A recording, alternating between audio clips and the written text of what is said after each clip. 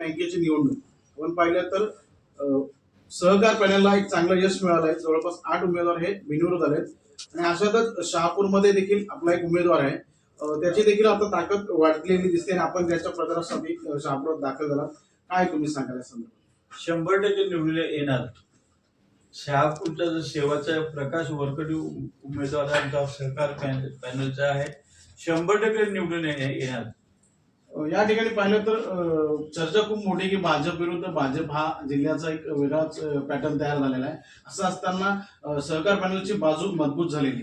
काय माहिती का, सहकारामध्ये पक्षावर निवडणूक लढवली जात नाही. स्पष्ट सांगतो, यापूर्वीचा इतिहास बघा. कधी पण म्हणजे खाडेदादांपासून आजपर्यंत आरसी पाटलापासून आजपर्यंत 2015ची निवडणूक बघा, 9ची निवडणूक बघा, 21ची निवडणूक बघा आणि 26ची निवडणूक आहे. कधी पक्षावर निवडणूक लढवली मला दाखवा. काय पडवळ साहेब, कधीच पक्षावर निवडणूक सहकार्य लढवलं जात नाही.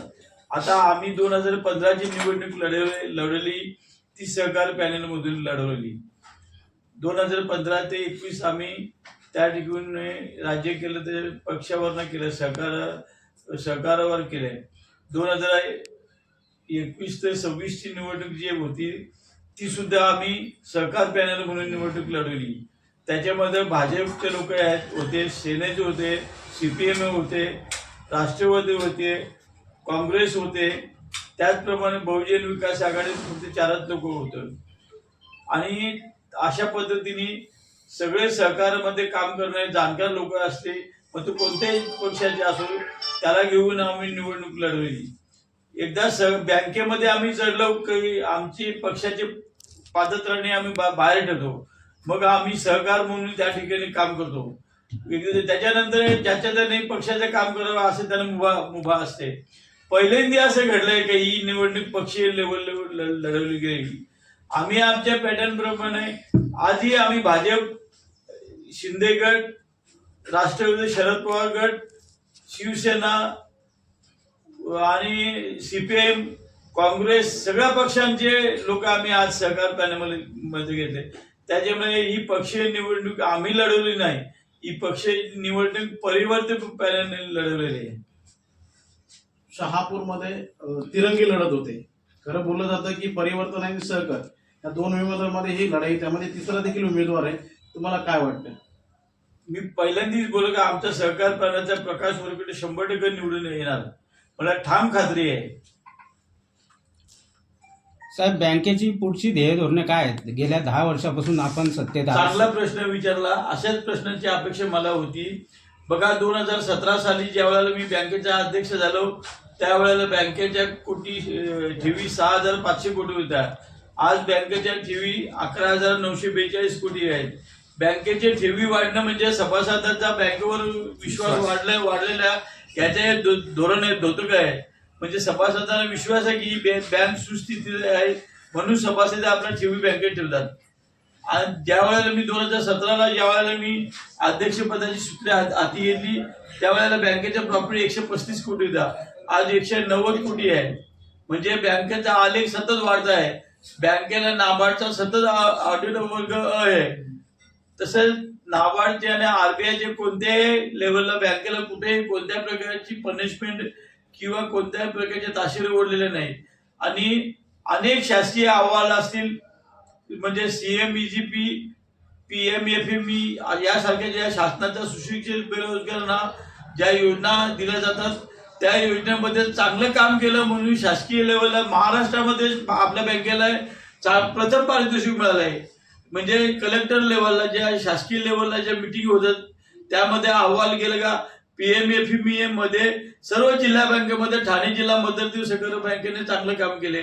CMEGP मध्ये सुद्धा अतिशय चांगलं काम केलंय. CMEGP मध्ये आपण अनेक या ग्रामीण भागातल्या तरुणांना उद्योजक बनवण्यासाठी आपण त्यांना कर्ज दिलीत आणि त्यांना उद्योजक बनवले. अनेक उदाहरण आहेत. तसेच शेतकऱ्यांना उद्योजक बनवण्यासाठी शेती संस्था मार्फत 65 कोटी पर्यंतचं कर्जाची योजना आणि आपली ठाणे जिल्हा मध्यवर्ती सहकारी बँक ही पहिली बँक आहे की जेणेकरून त्या आपल्या शेतकऱ्यांनी उद्योजक बनावं. अनेक ठिकाणी मी मेळावे घेतले, तालुका वाईज गेल्या वर्षी जून महिन्यात, आणि प्रत्येकाला आवाहन केलं की शेतकऱ्यांच्या मुलांना पुढे या आणि उद्योजक बना. अशा पद्धतीने चांगल्या पद्धतीने काम केलं आणि अनेक योजना या पुढच्या काळात अंमल करायचे आहे. म्हणजे सागरी, नागरी, डोंगरी असं अनेक विभागात आपल्या दोन्ही जिल्हे विभागले आहेत. ग्रामीण भाग आहे, डोंगरी भाग आहे, आदिवासी बहुल भाग आहे, शहरी भाग आहे. शहरामध्ये सेल्फ डेव्हलपमेंट जे आहे ते अतिशय जोरात चालू आहे. महाराष्ट्र शासनाची चांगली योजना आहे. आपण तुम्हाला सांगतो अतिशय चांगल्या पद्धतीने ही योजना राबवली आहे. आज डोंबिवलीला शुभदा म्हणून सोसायटी आहे. 2 वर्षापूर्वी आपण त्याला 7 कोटी रुपयाचे कर्ज दिलंय. आज त्या सोसायटीतले लोक 2 वर्षात बिल्डिंग पूर्ण केली, अतिशय सुसज्ज इमारतीमध्ये राहायला गेलेत आणि पूर्ण कर्ज फेडले आहे 2 वर्षात. अतिशय आदर्श आहे. म्हणजे आपण आपली बँक शासन ज्या ज्या योजना देत त्या त्या योजना चांगल्या आणि प्रभावपूर्ण राबवतोय. यालाच चांगलं सरकार म्हणतात. याला चांगलं सरकार म्हणतात. सरकार म्हणजे काय? शासन कशासाठी, संचालक मंडळ कशासाठी असते? शासनाने जे योजना दिल्या त्या बँकेच्या मार्फत लोकांबरोबर पोहोचवण्याचं काम या संचालक मंडळाचे असते. त्या आम्ही गेल्या 10 वर्षांमध्ये प्रभावीपणे राबवलेले आणि म्हणून ते घेऊन आम्ही लोकांपुढे जाते. म्हणून आमचं फायनल विजन होतं 100%. मी कधीपासून बोलतो का प्रकाश वरकडे येणार, त्याचं कारण काय? ते आम्ही जे 10 वर्षामध्ये केले त्याच्यावर आम्ही मतं मागतो. लोक टीका करू मतं, आम्हाला कोणावर टीका करायची नाही. आम्ही केलेल्या कामावर आम्हाला मतं मागले. आणि माझं खुलं आव्हान आहे विरोधका, एका स्टेजवर यावं डिबेट करण्यासाठी. आम्ही एका स्टेजवर डिबेट करायला तयार आहे, समोर डिबेट करायला तयार आहे. बोला. आपलं सहकार क्षेत्रातलं काम आता पुढे चालू राहणार आहे. याचं कारण असं की आता आपल्यानंतर आपले चिरंजीव यामध्ये बिनविरोध निवडून आले. काय माहितीये का, शासनाच्या आरबीआयच्या धोरणाप्रमाणे 10 वर्षाच्या वर राहता येत नाही. त्याच्यामुळे आम्ही जरी त्या ठिकाणी नसलं तरी येणाऱ्या नवीन तरुणांना किंवा नवीन संचालक मंडळाला आमचं मार्गदर्शन राहणार असं आहे. आणि त्या मार्गदर्शनाच्या आमच्या पाऊल ठेवून ते चांगलं काम करतील अशी आम्हाला अपेक्षा नाही, 100% खात्री आहे. साहेब, अशी चर्चा आहे मार्केटमध्ये की सहकार पॅनल निवडणुकीनंतर परिवर्तन पॅनलशी हात मिळवणी करेल. हे बघा, तुम्ही काहीही प्रश्न विचारा, सहकारी पॅनलची स्वतःची सत्ता आल्यानंतर परिवर्तन पॅनलशी हात मिळवणे करण्याचा प्रश्न येतोच कुठे? मी तुम्हाला सांगितलं ना, आम्ही कामाच्या जोरावर लोक आम्हाला 100% यश देतील याची आम्हाला खात्री आहे. आज उमेदवार आमचे निवडून आलेले आहेत आणि 3 का आमच्या 18 उमेदवार निवडून येतील. आम्हाला त्यांची गरज काय? 18 उमेदवार आमचे निवडून येणार आहेत, मग आम्हाला त्यांची गरज काय? परिवर्तन पॅनल मार्फत असंही म्हणलं गेलं आहे की आमचे 8 आलेले आहेत बिनविरोध आणि त्यांचे 1च आलेले. दाखवा ना. माझा मुलगा पण त्यांचा आहे का? माझा मुलगा पण त्यांचा आहे का? ते त्यांनी विचारावं. हा, निलेश गोळेचा मिसेस त्यांची आहे का? अमित गोळे त्यांचा आहे का? दसुरडे त्यांचा आहे का? हा, राजेश सावळांचा मुलगा त्यांचा आहे का? हा, अरुण पाटील त्यांचा आहे का? सांगा ना, कोणते नावं घ्या ना, नावं घ्यावी त्यांनी. साहेब, ही जी निवडणूक होते या क्षेत्रामध्ये आपला अनुभव फार मोठा आहे.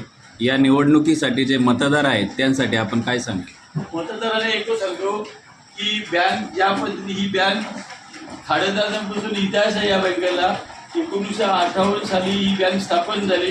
खाडेदारांचं नाव आजही बँकेत आहे आणि त्यांचा जो आदर्श आहे तो टिकवण्यासाठी, बँकेच्या परंपरा ठेवण्यासाठी पूर्ण महाराष्ट्रामध्ये ठाणे जिल्ह्याचं नाव आहे. ठाणे जिल्ह्यामध्ये दुसऱ्या बँकेचं ते अशीच परंपरा ठेवण्यासाठी आणि बँकेचा आलेख उंचावण्यासाठी, या बँकेच्या भवितव्यासाठी सहकार पॅनलला निवडून द्या असं मी आवाहन सगळ्या खातेदारांना केलं.